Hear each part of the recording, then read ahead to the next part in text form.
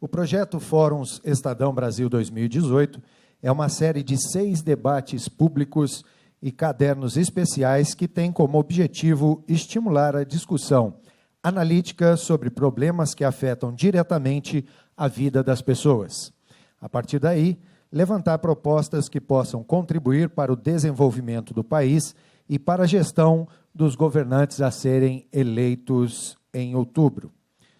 Já estivemos reunidos aqui para debater questões relacionadas à educação, segurança e saúde.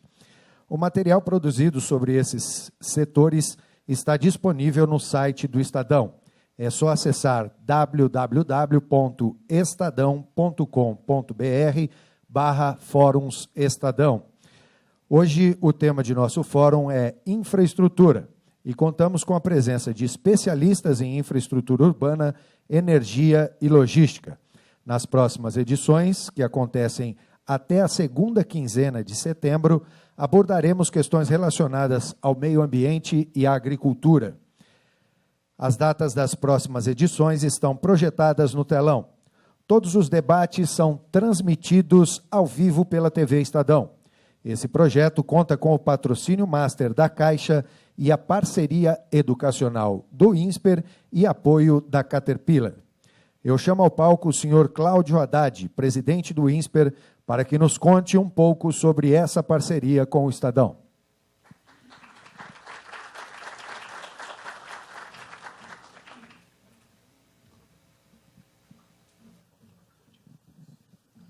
Bom dia a todos, bem-vindos aqui ao INSPER. Esse é o nosso 4º evento com o Estadão, patrocinado pela Caixa Econômica, a quem agradecemos profundamente, pelo apoio.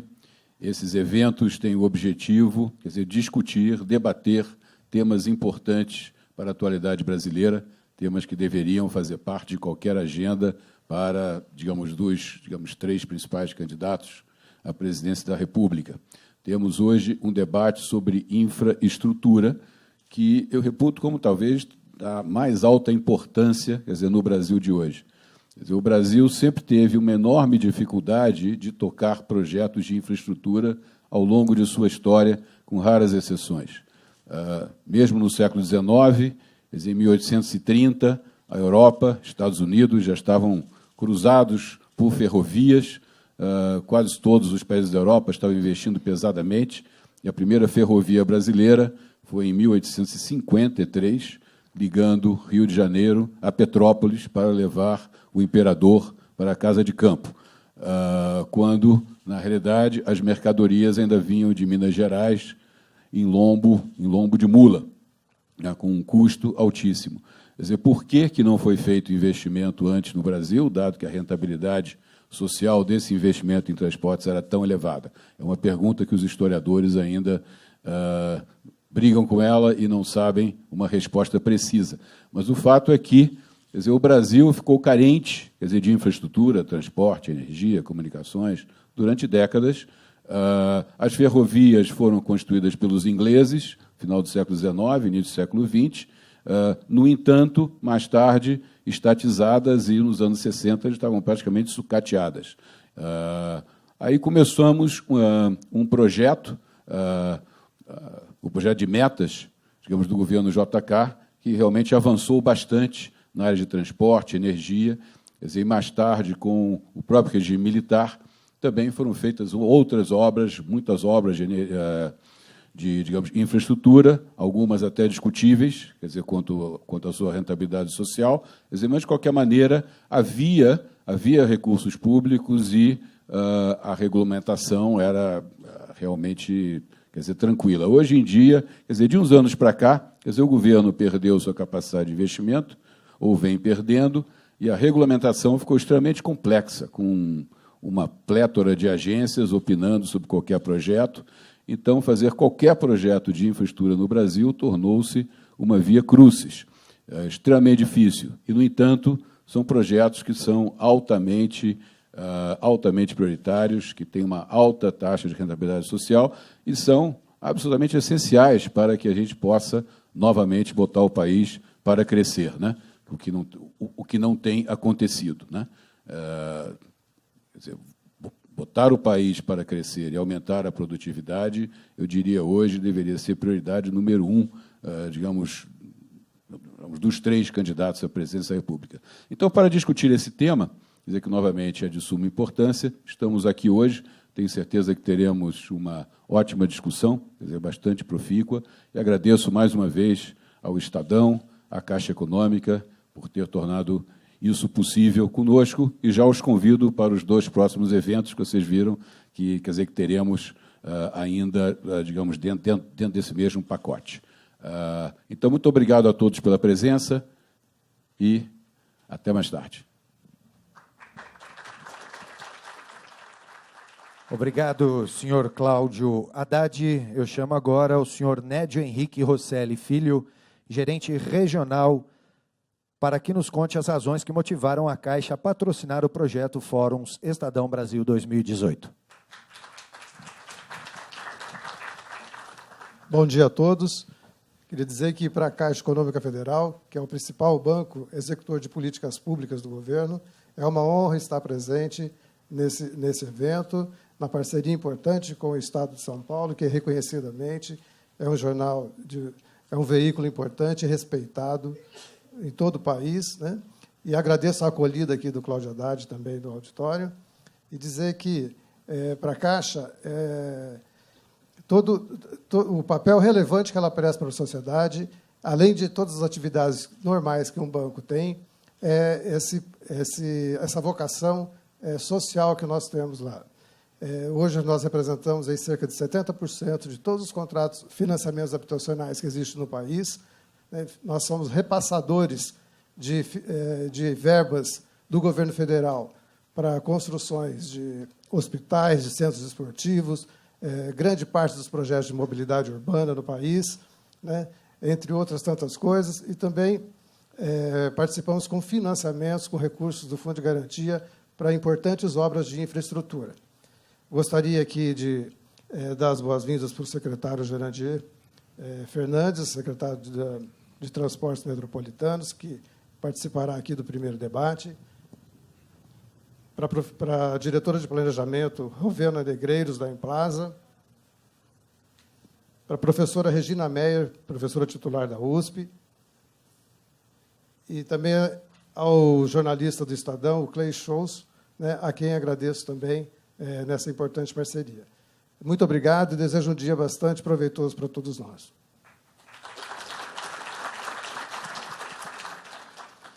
Nossos agradecimentos ao senhor Nédio Henrique Rosselli Filho. E, antes de prosseguirmos, eu gostaria de lembrar a todos que desliguem ou deixem seus celulares no silencioso. Muito obrigado.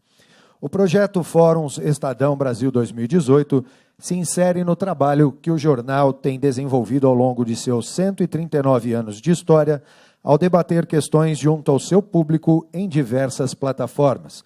Eu chamo ao palco Clay Scholz, editor do portal de economia do Estadão, para dar as boas-vindas.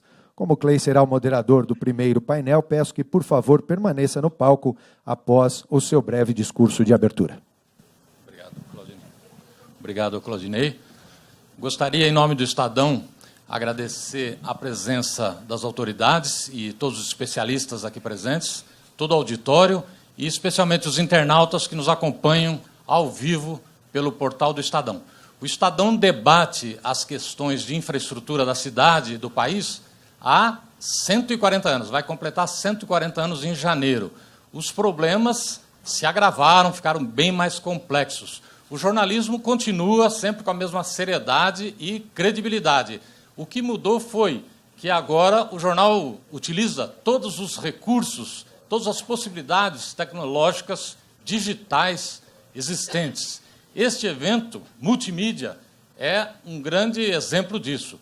O público aqui participa do debate, o evento é transmitido ao vivo pela internet, tem cobertura da Broadcast, que é o serviço de informações em tempo real da Agência Estado, tem a cobertura do jornal impresso, que vai trazer reportagens amanhã e um caderno especial depois de amanhã, a Rádio Estadão, enfim. Essa parceria, aliás, com o INSPER, é um passo além nesse processo. Ele amplifica e qualifica o debate. Eu gostaria de agradecer, então, o professor Cláudio Haddad, o professor Marcos Lisboa, a participação do INSPER nesse evento, nessa série de eventos, a Caixa Econômica Federal como patrocinadora master e a Caterpillar, que, como apoiadora, torna possível esse debate. Obrigado a todos e vamos ao que interessa.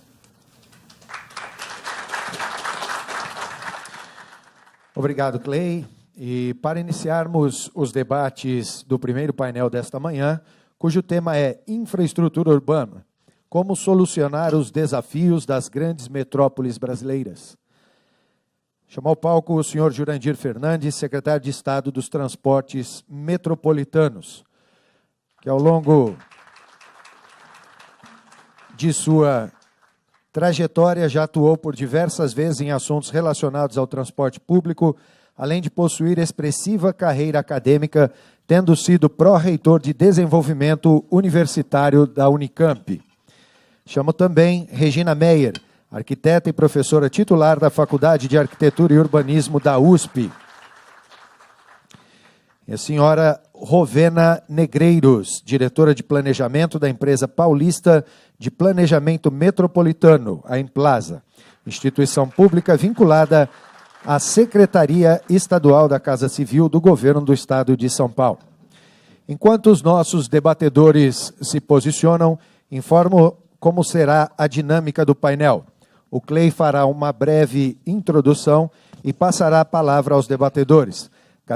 Cada um terá 10 minutos para uma breve contextualização. Ao final da terceira apresentação será aberto o debate. As perguntas deverão ser feitas por escrito e entregues às recepcionistas que as encaminharão ao mediador ao longo do painel. O painel tem a duração de 1 hora e 10 minutos.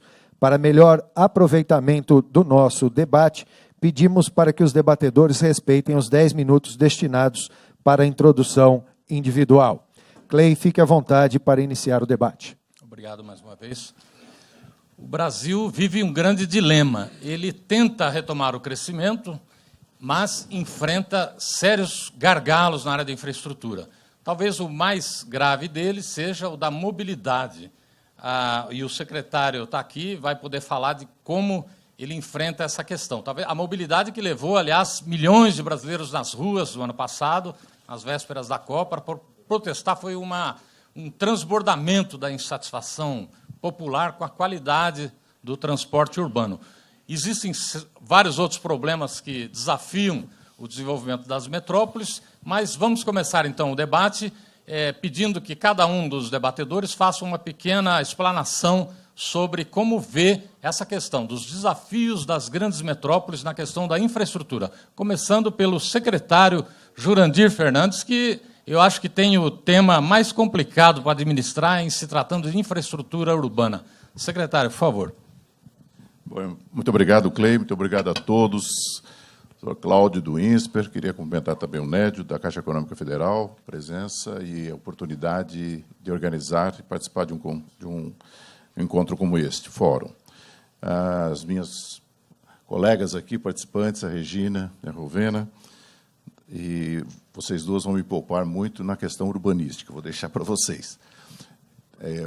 Eu gostaria de classificar esse debate da infraestrutura, quando eu penso em infraestrutura e canalizando para a mobilidade, Clay, como você já bem apontou, em 3 grandes blocos. A questão da infraestrutura propriamente dita, né? Nós precisamos investir pesadamente em infraestrutura e, obviamente, a infraestrutura que vamos tratar aqui é um pedaço daquela infraestrutura toda necessária. Eu não vou falar em saneamento, não vou falar em energia, não vou falar em logística de carga, vamos falar em passageiros.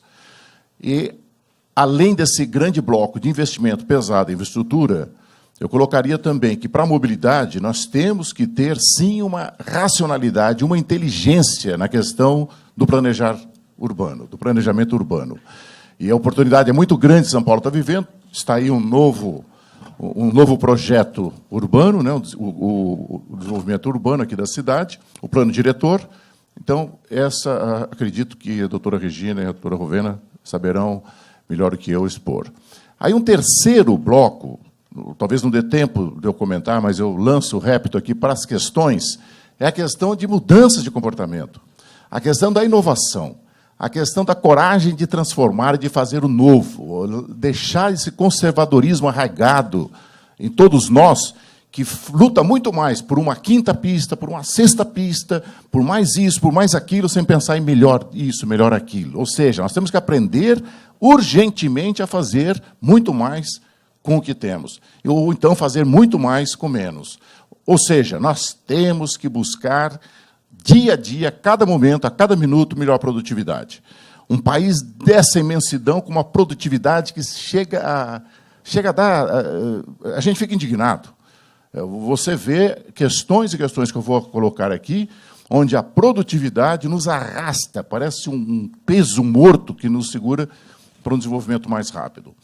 Na questão da infraestrutura, eu fiz toda uma imaginação aqui, domingo à tarde, ainda bem que eu fiz, porque ontem eu não conseguiria fazer nada, mas eu não vou mais nem olhar para cá, porque o tempo é muito pequeno, eu vou tentar pensar com vocês o que eu pensei em dizer a vocês todos.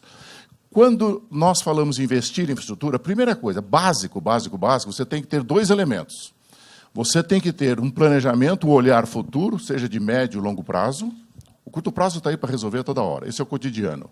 E você tem também que ter um lastro financeiro, você tem que ter um fundo financeiro, você tem que ter financiamento para aquilo. A coisa mais idiota que você ouve na vida é o sujeito falar: nossa senhora, eu tinha tantas ideias boas, eu tinha tantos planos bons e não conseguia implantar porque não tinha dinheiro. Então o plano não era bom. Se não tinha dinheiro para aquilo, para que ter o plano daquele jeito? Ou então você tem que fazer um plano adaptável às suas condições econômico-financeiras, senão o plano já não é bom. Ao começar, então, encarando o pressuposto que nós temos esses dois fatores, temos projetos, temos ideias, temos visões, temos o funding, temos o financiamento, vamos, então, botar a mão na massa. Ao falar em infraestrutura, vamos mentalizar, seja lá um corredor de ônibus sofisticado, um bus, rapid transit, como falam, aqueles sistemas como nós temos em Curitiba há tantos anos, ou vamos imaginar uma linha de metrô, só para vocês mentalizarem. Primeira coisa, eu tenho que ter um projeto funcional para isso. Onde que vai passar, qual é o traçado, qual a função desse elemento que eu vou colocar na cidade. Logo em seguida, tendo a funcionalidade dele, isso já leva tempo. Não é assim, não é num salto. Eu tenho que licitar, tenho que contratar, tenho que discutir com a população. Eu não posso passar um metrô, um corredor de ônibus sobre hospitais, parques, áreas contaminadas. Existe uma série de elementos. Então, na sequência, eu já tenho que começar a pensar no projeto básico e no projeto executivo para ele lá na frente. Mas, em paralelo, se não houver habilidade, eu vou deixando para trás algumas etapas que vão me segurar lá na frente. O que é, por exemplo? Eu tenho que começar a pensar seriamente nas questões ambientais, as licenças ambientais. Então, eu tenho que preparar os ERIMAs, os RAPs, eu tenho que entrar em contato entre a engenharia e as questões ambientais, a legislação, vai carregando tudo junto. E ai de você se deixar de lado algo que vai estourar lá na frente. Se você já tem a funcionalidade, se você tem o traçado básico, você tem que começar a pensar no quê? Nas desapropriações, nos reassentamentos, que, aliás, é uma figura nacional. Quem vem do primeiro mundo disputar uma concorrência de fazer um metrô aqui ou um corredor de ônibus, quando você fala na questão dos reassentamentos, ele já não sabe o que fazer, ele não sabe nem precificar. Uma PPP, que o capital privado vai entrar numa obra como uma linha 6, aquela linha que vem lá da Brasilândia, Freguesia, os grandes investidores internacionais queriam saber como é que trata reassentamento. O que é reassentamento? Bom, vai em paralelo, tem que precificar, tem que olhar a visão macro, qual é o custo daquelas áreas, reassentamentos, qual é a legislação para fazer reassentamento, e vai por aí afora. E tem um elemento que é um gargalo, Clay, é um gargalo fenomenal em nossas vidas. Chamam-se o quê? Os projetos, o básico executivo.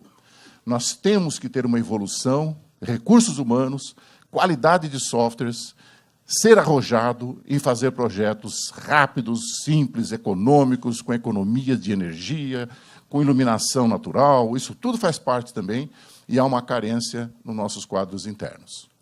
Bom, posto tudo isso para funcionar, licitações e mais licitações, porque é imprescindível a presença do Estado em investimento em infraestrutura.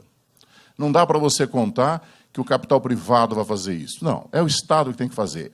Sim ou não, com parceria com o capital privado, seja em PPPs ou seja em concessões. Agora eu vou lançar outro Reptos, né, para os debates. O que, a meu ver, nesses 12, 13 anos que estou encarregado de fazer essas obras aqui do metrô, da CPTM, corredores de ônibus, o que eu vejo de imediato que nós precisaríamos ter coragem de mexer? Por exemplo, lei de licitações. A lei de licitação, que é a tal da Lei 8666, quem trabalha no setor sabe muito bem o que eu estou falando, ela é de 93, na pré-história da internet. E até hoje ela guarda os mesmos prazos. Se você abre um envelope de preços, você tem que dar 6 dias para que os outros possam contestar. Se você vai, não sei o que, você tem que publicar e deixar mais 8 dias, mais 15 dias, mais 40 dias. Isso era no tempo da pré-história, em que você tem que pegar um relatório, escrever, mandar, enviar. Hoje, pela internet, você tem que trabalhar não com dias, mas com horas. Aliás, diga-se de passagem que aqui no nosso país, um dos indicadores de produtividade que eu vejo é até na linguagem. É impressionante como nós, brasileiros, falamos na semana. Você reparou? Quando é que você vai fazer isso aí? Não, semana que vem. Quando é que você acha que fica pronto? Pode ser na semana que vem. Pode ser semana que vem? Pode ser. Eu fico impressionado. Nós temos que trabalhar com horas. Com horas. Olha, podemos, acho que em 24 horas, 48 horas, tá? Vamos fazer em 48 horas. Quem já fez estágio no exterior, se você está fazendo estágio num país muito dinâmico, você vai ouvir a linguagem horas. E nós falamos em semanas. Uma outra face que eu fico muito preocupado é o seguinte: a lei de licitação, além de precisar se modernizar, nós temos que ter dentro dela também elementos punitivos para quem usa da lei, não só da licitação, mas dos licenciamentos, por exemplo, para tirar vantagens próprias. Existem indústrias de recursos. Depois eu posso comentar mais isso nos debates, se você assim desejar. A questão das prioridades das leis ambientais. Precisamos equipar, agilizar os nossos órgãos de fiscalização e precisamos fazer com que as nossas escolas de engenharia, de administração, formem quadros que conheçam muito bem já as licenças, as agruras, as mitigações ambientais dos projetos. Para que a gente não fique lá no meio do caminho, encalacrado nas licenças ambientais. Você já ouviu muito esse discurso. Olha, demorou a licença. Nós temos no Brasil uma legislação forte, importantíssima, e é fundamental que seja cumprida, mas são 3 licenças ambientais. Uma licença prévia, quando você tem a concepção do projeto, depois a licença de instalação, quando você está instalando os canteiros de obra, e quando você instala os canteiros de obra, tudo aquilo que vem de mitigação, de condicionantes da licença prévia tem que ser cumprido, e depois que você fez tudo, você tem que ter licença de operação, a chamada LO. Então, é realmente algo que, se não tiver bom preparo e sequência, que um gerente de empreendimento acompanhe tudo isso, você não completa uma obra. Eu gostaria também de dar um recado seguinte para um debate. Fazer com que haja um acompanhamento para que as mitigações ambientais não sejam feitas de alavancagem para se aproveitar para resolver problemas de outra natureza. Vamos dar um exemplo claro. Estou fazendo uma obra de Estado no município. O município vai e pede, bom, mas para fazer isso, secretário, eu acho que eu precisaria que o senhor canalizasse todo esse córrego para mim. Você canaliza o córrego. Aí vem outro e fala, bom, mas como é que vai ficar essa obra e onde que estão as ciclovias? Por que tem? Nós estamos fazendo obras e obras em São Paulo, onde nós estamos implantando todo um sistema cicloviário. 24 quilômetros, por exemplo, do monotrilho, com ciclovias, bicicletários, rebaixamento de sinalização de guia no entorno de 300 metros, isso como mitigação ambiental. E vai por aí afora. Então, eu colocaria essas questões, mais as questões de formação de recursos humanos, o meu tempo já acabou, e deixaria, por último, para o debate, que nós pensássemos nas mudanças comportamentais. Planejamento no deslocamento, na mobilidade, o uso maior da comunicação, da internet, toda essa parafernália que nós temos capacidade hoje, mesmo assim a gente se desloca, muitas vezes, ao invés de usar dessa parafernália para ganhar tempo, juntar o capital, a residência com a moradia. Enfim, há uma série de outros aspectos que não está no hardware da infraestrutura, está no software da infraestrutura, no software da mobilidade, que certamente poderá melhorar muito as nossas vidas.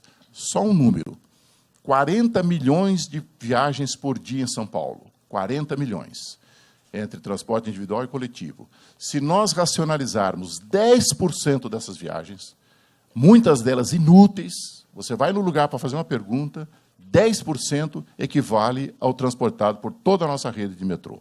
Muito obrigado. Obrigado, secretário. Eu queria lembrar que o auditório pode encaminhar perguntas por escrito para os debatedores. A professora Regina Maier, arquiteta, professora titular da Faculdade de Arquitetura e Urbanismo da USP, acho que poderia falar um pouco. O secretário falou que falta qualidade dos projetos, falta pessoal qualificado. A FAO é talvez o instituto mais respeitável do país, maior referência na área de urbanismo. Talvez a secretária possa falar um pouquinho sobre esse tema e sobre o plano diretor. Será que esse plano diretor vai ajudar São Paulo a superar os desafios que temos no presente e pela frente? Bom dia a todos e agradeço o convite de estar aqui para falar. Acho o tema extremamente importante e intimidante também, porque é um tema de uma... ele tem um lado absolutamente, quer dizer, que ele toca todos os profissionais que lidam com as questões urbanas, com a cidade, e, por outro, ele é um tema de especialistas, né? Costuma ser um tema de especialistas. Agora, a minha questão, eu vou focar, tem um pouco de questão histórica e um pouco para entender o presente. A cidade de São Paulo, ela ganhou uma enorme presença nacional e mundial a partir da década de 40, com a industrialização pesada. Essa industrialização pesada, ela se deu com uma enorme contribuição do Estado produzindo aquilo que a gente chama de infraestrutura produtiva. Essa infraestrutura produtiva, ela colocou em cena praticamente aquela trilogia, né, indispensável para que a grande indústria se instalasse, que era a água, a energia e a presença da rodovia. Eu diria que um quarto elemento seriam as grandes glebas para colocar a indústria. Então, houve um esforço enorme do poder público nacional e estadual para que a grande indústria se instalasse lá onde ela se instalou, no ABC Paulista, naquele momento. A água não precisava ter qualidade, a Cosipa estava ali para produzir energia, a rodovia que levava até o porto estava colocada, e as grandes glebas industriais disponibilizadas numa área razoavelmente ainda barata para se instalar essa produção.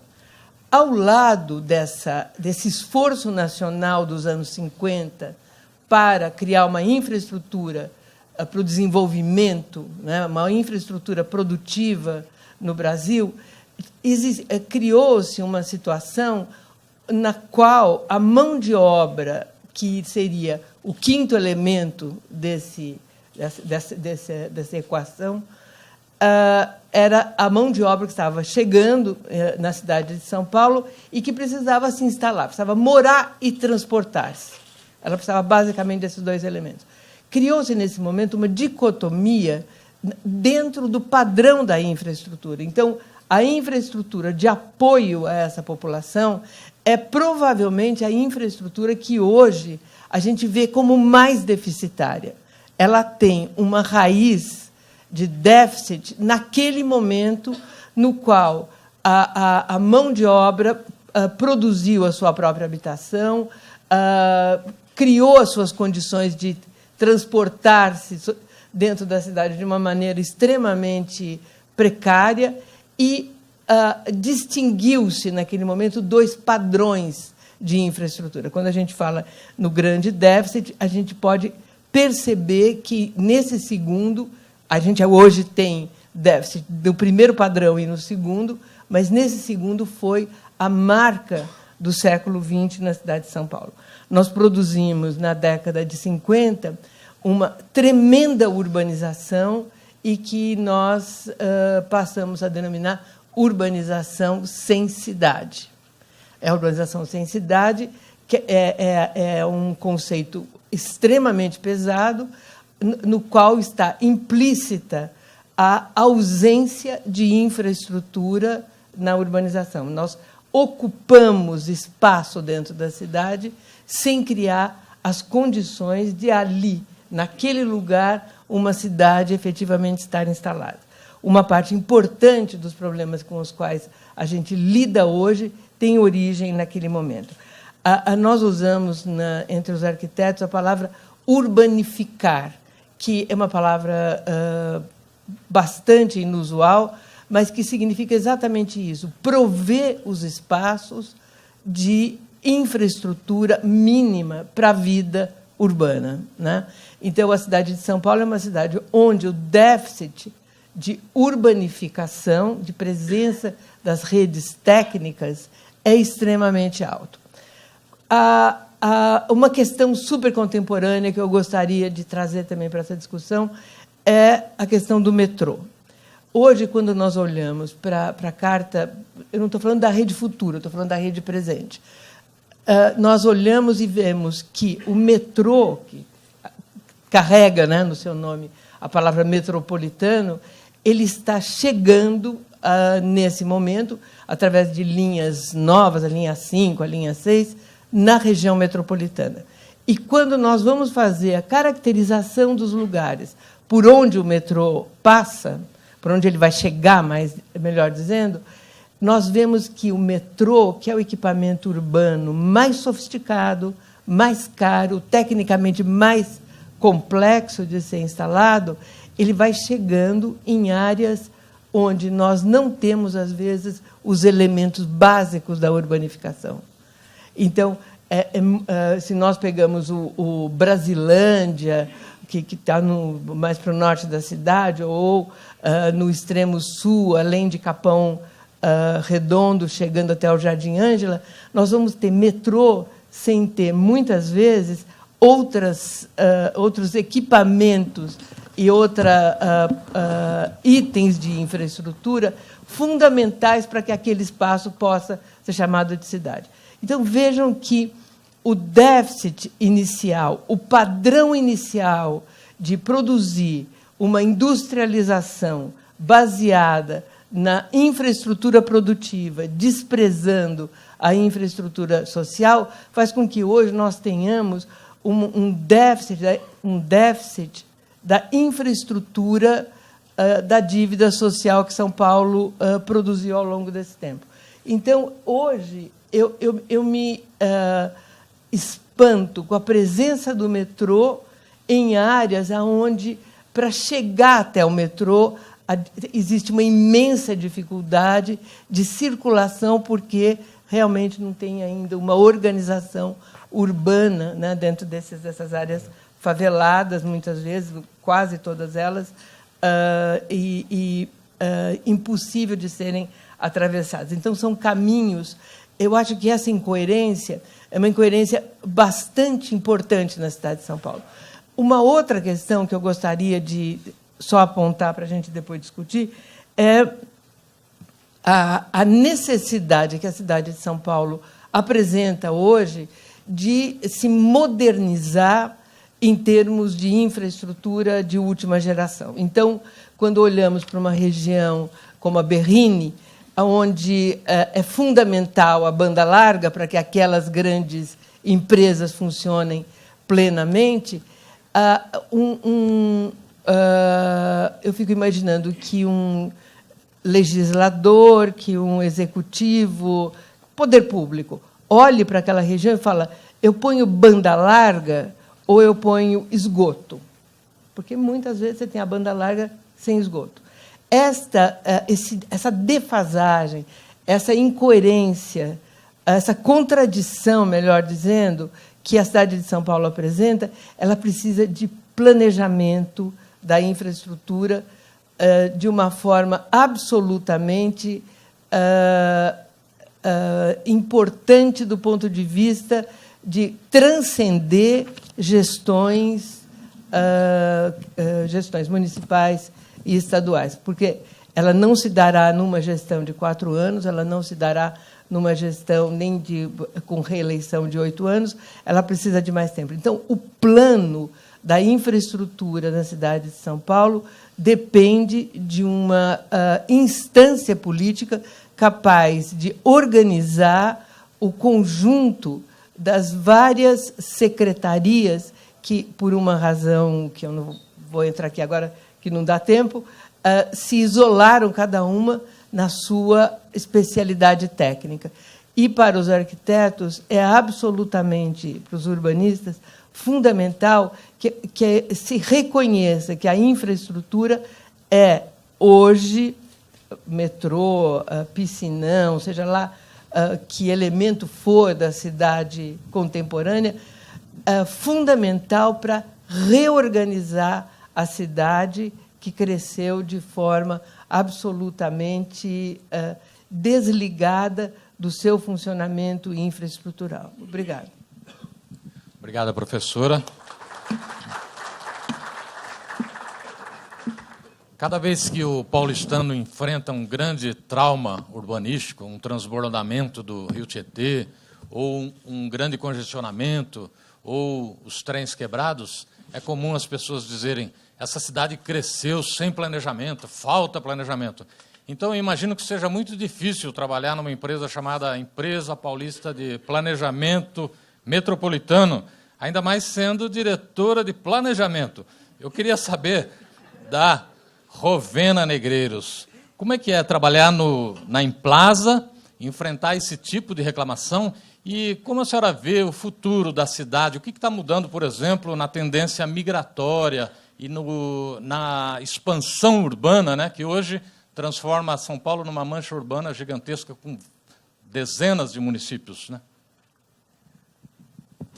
Bom dia a todos. Agradeço ao Estadão e ao INSPER ao convite feito à Implaza e à minha pessoa para estar aqui para discutir desafios urbanos. Eu diria que hoje, no estado de São Paulo, o desafio não é urbano, o desafio é metropolitano. Trabalhar na Implaza não é um desafio, é um prazer. Eu sou gestora pública de formação acadêmica e de prática profissional.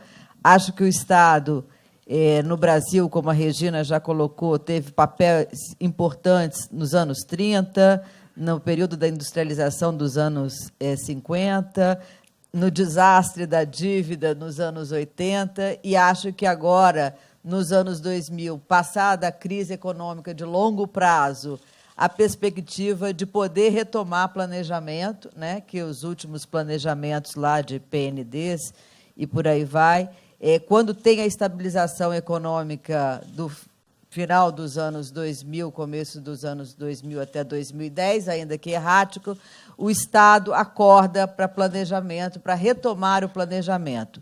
E eu diria com algumas vantagens, né? A primeira delas diz respeito ao bônus demográfico. No caso de São Paulo, tudo isso que a Regina colocou, de que a urbanização acelerada em torno da indústria trouxe uma migração enorme. Hoje, esse território metropolitano já não é pressionado pela migração, como foi até os anos 80, especialmente. Então, essa é uma vantagem de planejamento. E quando eu falei que o principal desafio é a questão metropolitana, é que, quando a gente olha o Estado de São Paulo, olha os seus números, a gente vê um território que é o único território capaz de competir nacional e internacionalmente, que nós denominamos como macrometrópole, que é uma região que vem de Piracicaba, Campinas, Jundiaí, São Paulo, Santos, Sorocaba e Vale do Paraíba e Litoral Norte. Isso representa 72% da população e 83% do PIB do Estado, e 26% do PIB nacional. Ou seja, se algum lugar é capaz de competir nacionalmente, por vários indicadores que você pegue, é esse território. Então, esse é o território que exige planejamento. E o planejamento exige uma orientação para o investimento. A Implaza acabou de fazer um plano de longo prazo para esse território, onde tem 3 eixos estratégicos de atuação. O primeiro deles é a conectividade desse território e a competitividade econômica desse território. porque não é possível imaginar este território sem uma articulação entre a logística e o sistema e a matriz de mobilidade que existe. As ferrovias precisam estar articuladas a portos e aeroportos, isso está precário nesse território e no Brasil, mas se esse é o território capaz de competir, essa articulação de modais de transporte, tanto de carga quanto de passageiro, precisa estar articulada às infraestruturas de logística. O outro eixo que a gente perseguiu foi a coesão territorial e a urbanização inclusiva. Nenhum lugar, como a Regina já colocou aqui, da urbanificação, poderá ser competitivo com a presença de precarização de áreas de risco e, portanto, isso precisa ser foco de política pública, objeto da política pública com centralidade. E a coesão territorial é tirar vantagens do que aquilo que o território apresenta. E eu diria que a principal vantagem desse território é a área ambiental que está aí protegida. Por mais que a gente olhe os números de São Paulo e vê a presença da ocupação urbana, do dinamismo econômico, a gente se surpreende porque 30% desse território é protegido por alguma regulação ambiental. Então, nós temos um ativo econômico, que é um ativo ambiental, que nenhuma outra metrópole do mundo tem. Então, hoje, quando a pauta da ONU Habitat, dos organismos internacionais é desenvolvimento sustentável, a gente olha para esse território macrometropolitano e vê que nós temos um ativo ambiental que a gente não consegue tirar partido dele como um ativo econômico. Então, este é um aspecto da coesão. E o terceiro eixo, que, para mim, é também um desafio para a questão de infraestrutura e de planejamento, é a chamada governança, e aqui eu estou chamando da governança metropolitana. Não dá para enfrentar infraestrutura sem haver governança entre os 3 níveis da federação e entre o setor público e o setor privado. Primeiro, porque o recurso financeiro está no mercado privado, seja bancos, seja diferentes investidores. Agora, cabe ao Estado ter planejamento firme, cabe ao Estado ter projetos delineados, não estruturados, porque o setor privado faz melhor do que o Estado. O Estado precisa ter as diretrizes claras do que é aquilo que o projeto precisa enfrentar. Então, nós fizemos uma carteira de projetos para 2040, por isso que eu falei que, para a Implaza, pensar o território, que é a sua missão, ele já fez por várias vezes, talvez por ser uma empresa que não tem a centralidade que o metrô tem, os demais segmentos da sociedade e do próprio Estado não observem o planejamento que aquela instituição já fez nos anos 70, já fez nos anos 90 e que agora está fazendo um de longo prazo para 2040. Então, não foi por falta de planejamento que a situação da metrópole se desestruturou. São movimentos erráticos da economia que impactam dentro do Estado por questões orçamentárias e que levam a um desafio tremendo. O novo patamar de regulação da qual nós estamos vivendo, que permite muito mais concessão, muito mais parceria público-privado, já vai nos levando a um marco regulatório que ajuda a gente a avançar um pouco mais. E acho que São Paulo agora está fazendo uma revisão da sua experiência de relações com parceria público-privada e que poderá avançar. Mas, para mim, a questão mais desafiadora é a articulação entre os governos. E o último ponto, as políticas públicas não podem ser feitas de forma setorial. Nesse processo de elaboração do Plano de Ação da Macrometrópole para 2040, eu discuti muito com os meus pares do governo, está aqui Jurandir, da qual eu discuti bastante. Não dá para pensar sistema de transporte sem estar discutindo com a Secretaria de Habitação, porque, na realidade, você não pode levar o transporte sem antes conversar com o setor de habitação sobre pena de inviabilizar a habitação de interesse social, porque o preço da terra é caro. Então, você precisa fazer articuladamente. E você não pode levar um sistema de trens e depois deixar aquela área inundar. Portanto, a questão da drenagem tem que estar articulada. A integração dos projetos de infraestrutura urbana precisam estar fortemente pensados no tempo, hierarquizados, quem vai fazer primeiro isso, quem vai fazer, sob pena de gastar muito mais do que era necessário para que aquilo se viabilizasse e a condição de urbanificação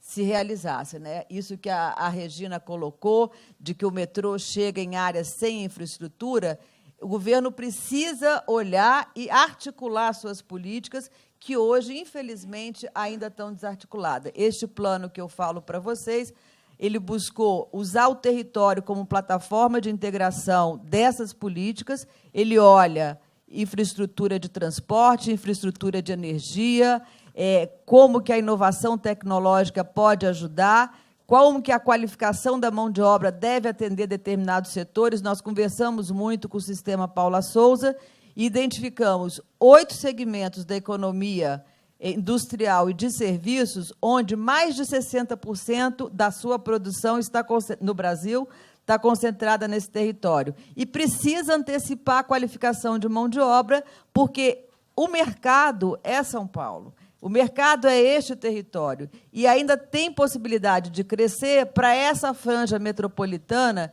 que é Campinas, que é Sorocaba, que é São José dos Campos. E, portanto, a infraestrutura tem que se antecipar a essas taxas de crescimento que ainda são relativamente altas dessa periferia metropolitana. Não estou aqui colocando periferia numa conotação pejorativa, ao contrário, é que ela está na franja de São Paulo, porque São Paulo, enquanto metrópole, é estruturador desse território, mas a gente precisa pensar uma desconcentração, mas garantindo a competitividade desses setores todos. Então, aqui, um outro aspecto que eu acho que é desafiador para fazer infraestrutura é o governo saber se comunicar melhor, em especial com os órgãos de controle e fiscalização. Não dá para o governo fazer projeto, começar a obra, e Ministério Público, e ONGs, e terceiro setor, e isso, parar a obra, e aí o governo perde o tempo, como o Jurandir falou, vai lá, se explica, e aí retoma a obra. Quer dizer, tem que explicar antes. Olha, o custo de não fazer essa obra é este para o setor público, para a sociedade, e deixar claro, porque a gente, nós, Estado, nos comunicamos mal, não só com a sociedade, mas especialmente com os órgãos de controle e fiscalização. E eu acho que isso atrasa o investimento, que é tão necessário, para além das outras questões que os meus colegas já colocaram. Então, eu fico por aqui colocando que o principal desafio é a governança, exatamente nessa possibilidade de articular os 3 governos e os governos com os órgãos de controle, com os investidores. A gente precisa ter mais confiança na discussão com os investidores privados do que o setor público tem atualmente. Obrigada. Obrigado, Rovena. Já pegando o gancho da importância da governança, uma pergunta aqui do arquiteto e urbanista Luiz Pompeu para o secretário Jurandir Fernandes. Por que precisamos de tantos órgãos de transportes em São Paulo? Metrô, CPTM, MTU, CET, SPTrans, DER, DERSA. Não poderia ser uma empresa só?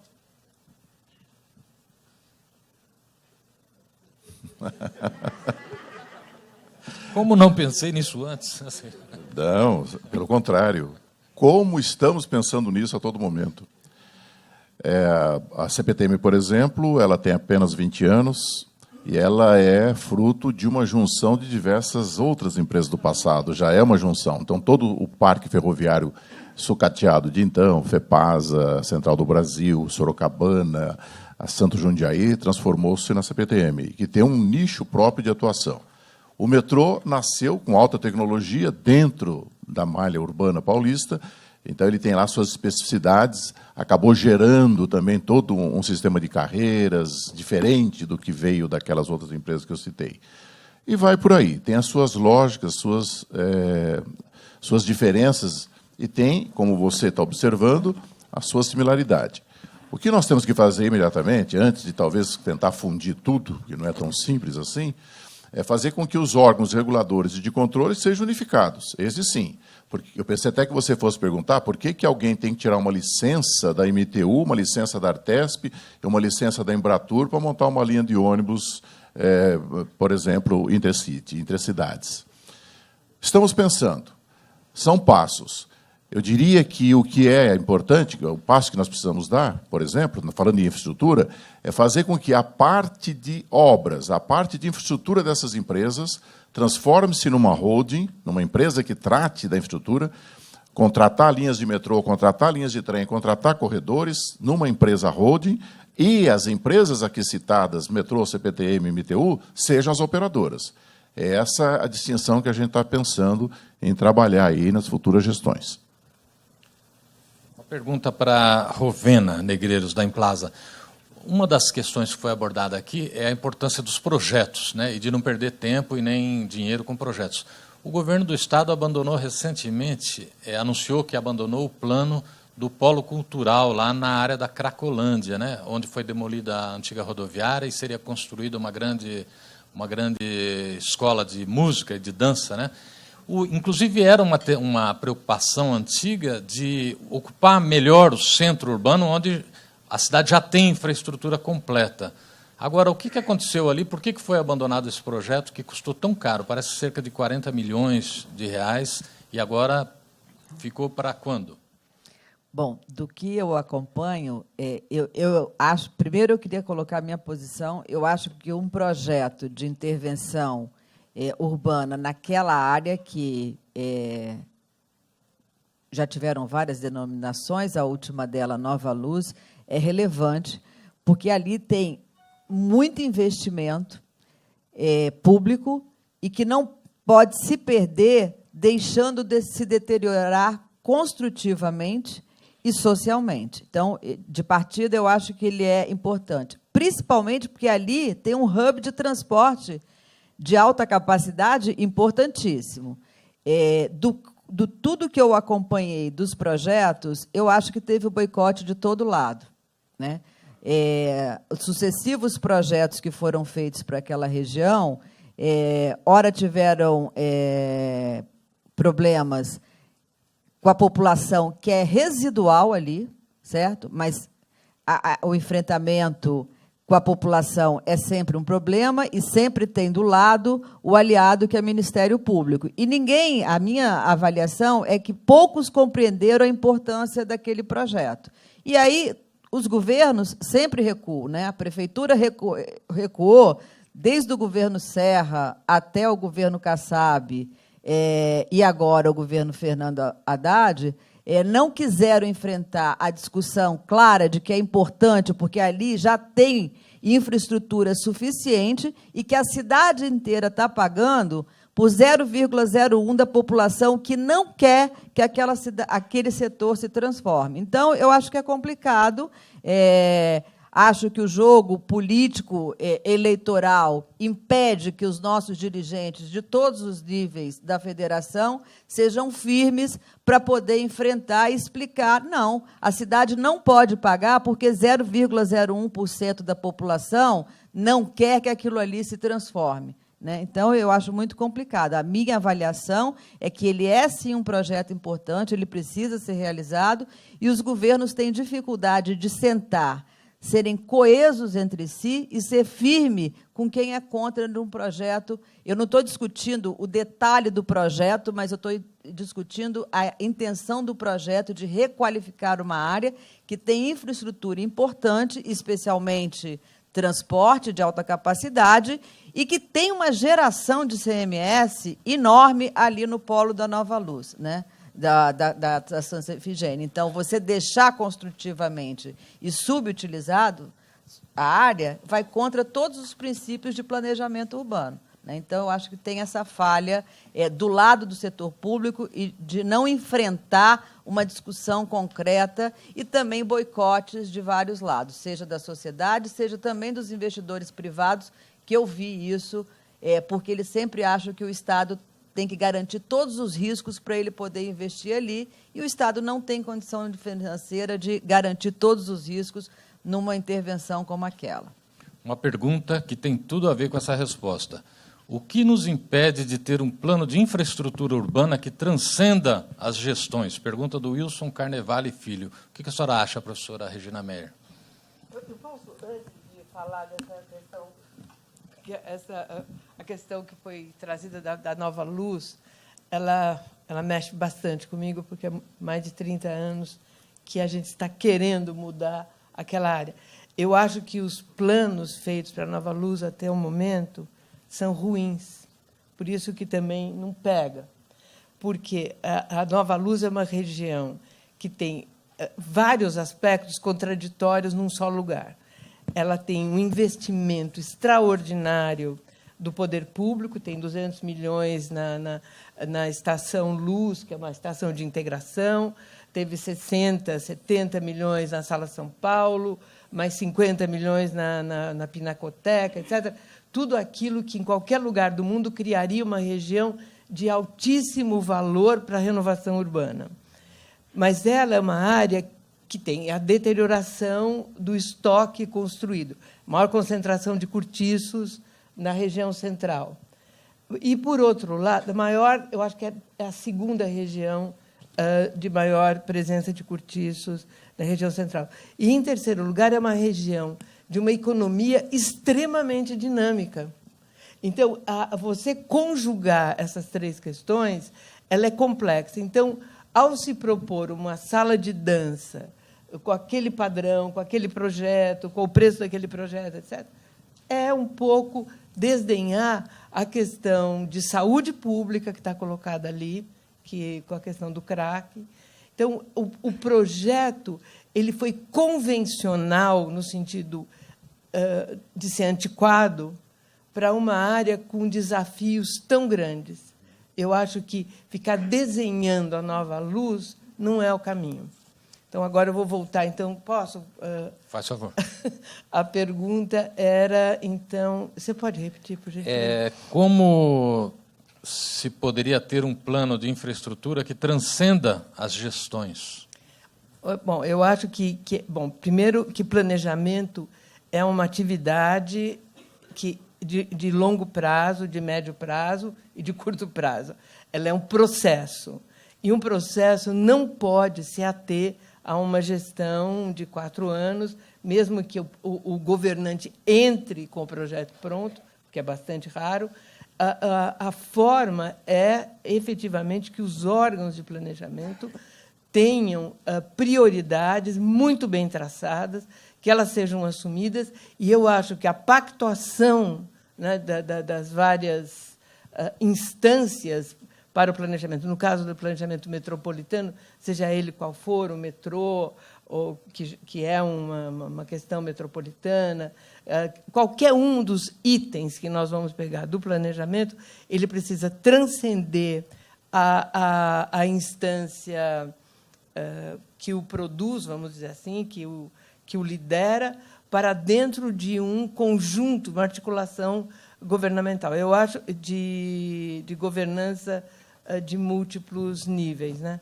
E eu acho que uma das possibilidades do planejamento como processo se instalar é realmente nós retirarmos do planejamento a sua visão final. Eu acho que o planejamento precisa de ter um ritmo de implantação por etapas extremamente precisas, que cada vez que a gente preenche uma etapa, a seguinte se apresenta. O planejamento ele é quase sempre um planejamento finalista. Eu acho que, quando nós colocamos planejamento, nós temos que colocar na frente a palavra processo e entender qual é o V0 desse processo. Eu acho que, com isso, a gente pode ganhar essa possibilidade de continuação. Eu acho que os corredores de ônibus na cidade de São Paulo, eles já estão ganhando as características de um planejamento supra-gestão, né? Que ele está atravessando mais de uma gestão. O metrô, eu acho que também é um outro. Eu acho que, provavelmente, um plano de drenagem para a cidade de São Paulo, de macro-drenagem, também está começando a se apresentar dentro de gestões que se sucedem. Olha, eu preciso falar isso, uma coisinha. Sim, por favor. Preciso falar, porque fiquei angustiado com essa pergunta. Pelo amor de Deus, não tem como você fazer uma linha de metrô numa gestão. Uma linha de metrô ela leva em torno de 4 anos desde dos primeiros funcionais, as primeiras licenças ambientais, aqueles impactos tudo que eu disse, desapropriação, reassentamento. Quando você começa uma obra física, como você está vendo lá na freguesia do Ó, quem tiver oportunidade, vá na esquina da Santa Marina, ali com a Marginal, ali está nascendo o metrô, que é onde vão entrar os 2 shields, os 2 tatuzões. Daquele processo para frente, leva mais 4. Uma linha de metrô são 8. Se nós estamos fazendo hoje 9 linhas ao mesmo tempo, né, são 7 de metrô e 2 da CPTM, é porque isso vem vindo um processo, são chamados PITUs, Plano Integrado de Transporte Urbano. Eu, quando entrei, em 2001, 2002, nós tínhamos o PITU 2010. Depois o horizonte é rolante, como bem disse a doutora Regina. O PITU 2020, estamos hoje seguindo o olhar nosso ao PITU 2030, que é o ano 2030, e já tem alguns traços de insights para o PITU 2040. Então, existe, sim. Eu estou à disposição de vocês até para recebê-los, para mostrar tudo isso. Aproveitando, secretário, o arquiteto e urbanista Luiz Pompeu pergunta aqui para o senhor: qual é o plano de transportes que gere a metrópole de São Paulo hoje? Qual o plano substitui o PITU 2024, já que a linha 6 nunca esteve em nenhum plano? Não, eu posso mostrar a você. A linha 6 da freguesia do Ó, Brasilândia, ela desce todo aquele traçado da Santa Marina, segue todo esse corte dos espigões e passa pelos vales, Vale do Anhangabaú, Vale do Pacaembu, depois o vale aqui da 23 de maio. Essa linha, temos o traçado dela há muitos anos. Está nos PITUs, podemos mostrar. Talvez você poderia ter acertado mais se você dissesse o seguinte: onde estava a linha 17? Né? Esse monotrilho que vem pela Água Espraiada, atravessa ali no Morumbi, passa do lado de lá no Panambi, Viliná, segue ali em frente ao estado Morumbi. Ele nasceu muito fruto daquela pressão que havia, então, para a Copa do Mundo, que haveria a intenção de que o Morumbi fosse a sede. Talvez essa linha 17. A linha 6, não. E as demais linhas, se não é o traçado perfeito idêntico, e ela também vai sofrendo medidas de conformação à medida do necessário, elas estão lá. Posso mostrar para você. Tenho até um caderno muito interessante, de 1948, imagina você, 1948, já tinha alguns traçados, por exemplo, da linha 4, que vem lá da região de Francisco Morato, da avenida, que vai em direção ao Paraná, Curitiba. Então, isso tudo é o nascer. O que vai se conformando, vai mudando, é conforme a cidade também ela se estabelece, de uma forma mais ou menos dinâmica em certos pontos, e pelas pressões democráticas das organizações maiores. Por exemplo, Jardim Ângela, como bem disse a Regina Meia. Por que nós estamos levando o nosso metrô, além do Capão Redondo, para o Jardim Ângela? Porque existe uma pressão popular fortíssima, é uma população organizada, que se mobiliza, que ela vai em busca disso. Então, por pressões também, governar é administrar todas essas pressões, muitas vezes você antecipa uma ou outra linha. Mas, em linhas gerais, elas já estão conformadas desde 2010. Desde o PITU 2010. Pergunta para a Rovena Negreiros. Atual falta d'água em São Paulo, além da falta de chuva, foi também falta de planejamento em infraestrutura? Não, eu acho que foi falta de tomar conhecimento. Não, esse é um problema sazonal, mas o planejamento da integração das bacias já foi feito no primeiro plano de recursos hídricos, que já tinha perspectiva de integração das bacias, e o último plano que foi entregue o ano passado já estava claro a integração que iria começar por PCJ com Alto Tietê, com 2 barragens lá em Camanducaia e no Jaguari, lá no PCJ, e a integração da bacia, a segunda etapa, a integração da bacia do Vale do Paraíba, e, no futuro, a integração da bacia do Sorocaba, da bacia do Sorocaba. Então, não foi por falta de planejamento. Essa crise que a sociedade está vivendo e que o Estado está aí administrando é uma crise conjuntural. Ele estava todo planejado para negociação, e, por isso, o planejamento inicial do PCJ com Alto Tietê, por conta da revisão da outorga que aconteceu agora, que o prazo era de março, prorrogaram por conta da crise até agosto, e já foi acertada a nova fase da outorga. A Secretaria de Recursos Hídricos tem um plano, esse plano é eficiente do ponto de vista da oferta de água e a integração das bacias pelas diferentes pressões demográficas e econômicas que esse território, de forma integrada, tem. Eu quando falava para vocês da macrometrópole, e você me falou, chamou a atenção da questão da migração, esse território é tão integrado, que quando a gente se deu com o seguinte número, a população que se move diariamente nesse território, hoje, são 2.900.000 pessoas. É como se a região metropolitana de Campinas saísse diariamente para estudar e trabalhar fora da sua região. Desses 2.900.000, 1.900.000 entram na região metropolitana de São Paulo, em São Paulo. Então, olha o impacto que a população da macrometrópole causa no sistema de circulação da cidade de São Paulo, que já tem uma população de 11 milhões a cidade, né? Então, isso mostra a forte integração do território e a necessidade de forte integração de serviços e infraestrutura, porque a população, ela escolhe aonde ela mora por questões de renda, mas ela vai aonde ela consegue ter emprego. Então, ela se move para buscar emprego, ou mesmo para estudar, porque eu adoraria estudar do lado da minha casa, mas eu não consegui passar no vestibular ali, ou não tinha escola de ensino médio ali, ou escola técnica, e eu fui estudar em outro lugar. Então, é da natureza da urbanização, da metropolização, que a população se mova com certa cotidianidade. O que é impressionante são os números de São Paulo. E, então, trabalhar para antecipar e minimizar isso, realmente a gente precisa ser ágil na concertação entre setor público e investidores e mais órgãos de regulação para que isso se acelere. Professora Regina Mero, uma pergunta difícil aqui do Alexandre Passos, da Inove Tecnologia.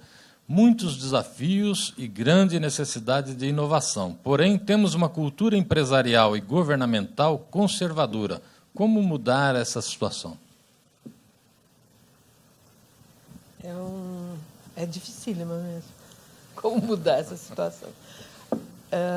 Eu acho que as situações mudam e as mentalidades mudam e os comportamentos mudam sob a pressão das exigências de ordem econômica. Eu não quero dizer que exista um determinismo absoluto da economia, mas quando se ameaça o protagonismo de São Paulo, enquanto cidade, metrópole, macrometrópole, por conta desta mentalidade, eu acho que aqueles que estão até começando a ter uma ação mais,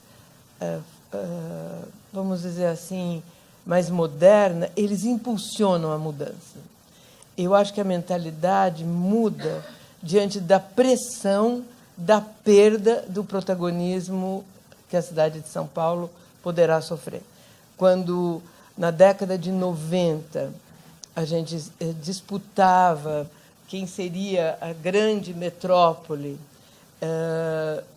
que faria a conexão com as metrópoles mundiais, etc., e tinha as possibilidades eram Rio de Janeiro, Buenos Aires, São Paulo, e brincava-se de uma maneira não muito mais perto, de uma maneira que eu acho que era uma ironia ameaçadora, que Miami poderia ser a terceira grande metrópole a organizar a América Latina, para que a América Latina estivesse segurando nesse hall de cidades globalizadas, onde a economia se decide, etc. Naquele momento, São Paulo teve uma situação estranha, porque São Paulo ganhou essa parada, né, em termos numéricos, etc. Por quê? Porque a Argentina entrou num colapso incrível, o Rio de Janeiro tinha acabado de reformar o Galeão, parecia que o Rio de Janeiro ia se potencializar para realmente competir, e São Paulo disparou, naquele momento, com um processo que os economistas diziam não é de sustentação muito grande. Eu me lembro que mesmo essa região da Berrini, que ganhou uma grande presença na cidade, etc., entrou em São Paulo um capital internacional que reconheceu na cidade de São Paulo o maior potencial. São Paulo ganhou. E logo em seguida, nos anos 2000, essa competição retoma, né? E se São Paulo não tiver novamente um grande ímpeto de transformar a metrópole, a macrometrópole, que é o conjunto, quer dizer, é uma coisa única, a região macrometropolitana, ela tem que ser explorada, e aí a mentalidade vai ter que mudar, porque a mentalidade ela vai realmente ser ultrapassada pelos acontecimentos. 5 metrópoles do porte, São José dos Campos, Santos, São Paulo, Campinas e Sorocaba, que está acabando de entrar, isso forma um conjunto metropolitano que só surgiu no mundo de maneira clara, tirando as cidades europeias do mercado comum, nos Estados Unidos, na costa leste americana, num dado momento. E aquele potencial foi agarrado de uma maneira extremamente surpreendente, criando as condições de conectividade, de desempenho desse conjunto de metrópoles. Então, eu acho que o conservadorismo, eu acho que o prefeito Haddad, a semana passada, ele fez uma queixa que me pegou. Ele falou: São Paulo é uma cidade difícil de ser governada pelo conservadorismo da sua população. E é verdade. O conservadorismo, ele é um conservadorismo que não é só das elites. É estranho isso. É um conservadorismo que ultrapassa mesmo só aqueles que lideram, né, a economia. Então, eu acho que, nesse momento, nós temos que mudar a mentalidade através dos fatos. Então, quando a gente joga uma luz e diz assim, olha, poucos lugares no mundo têm essa oportunidade, e vamos lá, e etc., e é o poder público. Eu acho que o conservadorismo do poder público provavelmente é o mais pernicioso, porque ele não combate o conservadorismo que vem da elite econômica, né? Eu acho que o poder público tem que ousar pensar o futuro. Eu acho que o planejamento, que a gente falou tanto aqui, todo mundo, o planejamento ele é relutante. Eu acho que a gente vive um período onde a ideia do laissez-faire, eu já tenho falado isso várias vezes, é uma coisa difícil, quer dizer, a ideia do just in time, de ir resolvendo as coisas à medida que elas vão acontecendo, atrapalha o planejamento. Eu acho que o poder público tem que sair dessa e partir para uma atitude ousada em termos de planejamento. Eu acho que é uma maneira de, eu não sei, não de vencer, mas pelo menos de enfrentar o conservadorismo. Obrigado, professora. Nós falamos aqui da importância do planejamento de longo prazo, da transcendência das gestões.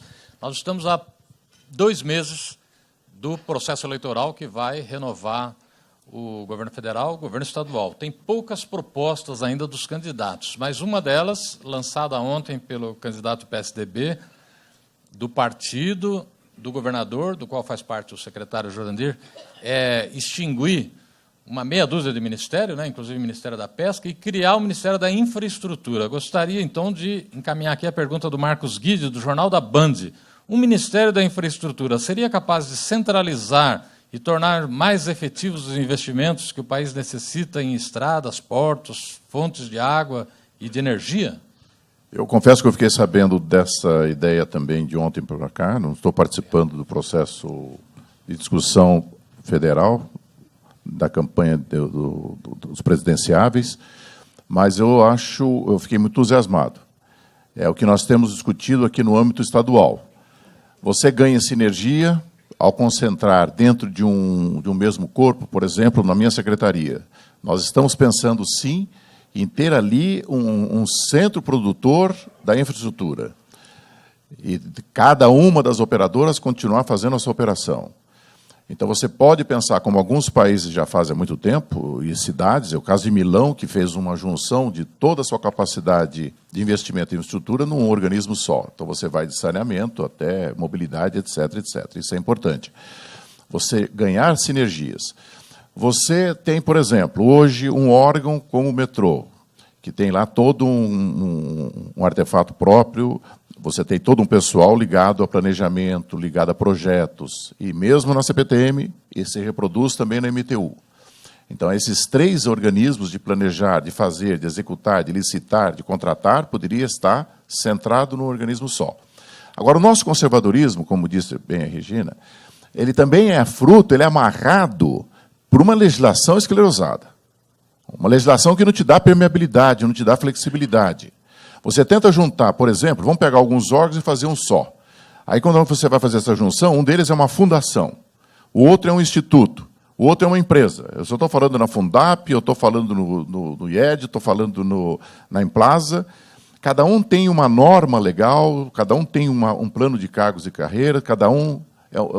É impossível. Você já não consegue nem sequer juntar, a não ser que você produza uma hecatombe, reduza tudo a zero e comece de novo. Então, a legislação nossa, ela é tacanha, é impressionante. Pega a flexibilização, por exemplo, do conservadorismo também que você bem citou, Regina, da própria população. Por que todo mundo tem que entrar às 8 horas da manhã? Não estou dizendo que um entra às 8, outro entra às 9, mas por que não entra alguém às 20 para as 8, às 10 para as 8, às 8, às 8h10, às 8h20? Você vai na Francisco, você vai lá na 25 de março, você vai na Zé Paulino, você vai lá no Brás, são centros de comércio do varejo, e você vê uma sapataria com 15 moças chegando no balcão às 8 horas da manhã cravado. Não vai chegar 15 compradores de sapato às 8 horas da manhã cravados. E, no entanto, você vai nas estações do Brás, aquilo é um formigueiro humano, todo mundo se apertando, se batendo, se debatendo, porque tem que chegar às 10 para as 8. Por que não pode escalonar? Porque uns falam que é a flexibilização da legislação do trabalho, e outros é por causa da falta de inovação, de criagem, de coragem, de mudar e de modificar. Não precisa ser um Steve Jobs, não precisa ser criativo a esse extremo, mas basta ter coragem de fazer pequenos atos. Então, esse conservadorismo existe, sim, nas pessoas, nos empresários e no setor público, em todos os campos. Por isso que a juventude, e é aí que eu queria também dar a última fala nesse sentido, é por isso que sempre me empolga muito a discussão dentro das universidades, dentro dos centros de pesquisa, dentro dos centros acadêmicos, para que venham ondas novas e que bafejem fortemente aqueles que estão no dia a dia tratando do cotidiano. Eu tenho que resolver o problema do trem que tem que estar ali, no tal horário, o metrô tem que estar assim, a obra tem que estar assado. Então, esse olhar de fora para dentro, provocativo, é muito importante para todos nós. Obrigado, secretária. Eu queria, desculpa, fazer das questões que foram colocadas de continuidade de projetos, planos, e também de soluções institucionais de organização, de gestão da administração pública, eu diria que a gente tem instrumento suficiente para garantir essa continuidade e essa racionalidade dentro do setor público. Na realidade, precisa ter força de vontade e centralidade de que essa é uma estratégia que vai se adotar. O PPA é um bom exemplo daquilo que poderia ser a continuidade de projetos de diferentes governos. Eles são feitos sempre depois que o governo que entra, ele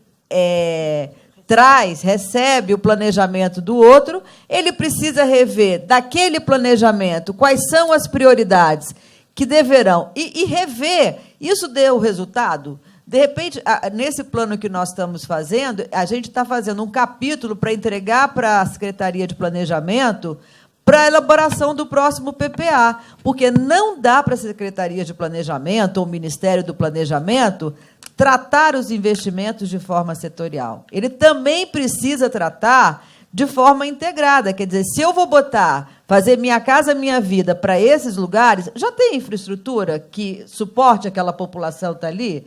Já tem atendimento? Essa população que vai para ali é o quê? É jovem, é velho? Qual é a infraestrutura de serviços sociais e urbanos que aquela população vai fazer? De repente, tem uma descoordenação total, e que não é porque precisa ter um órgão, todo mundo planejando o seu investimento.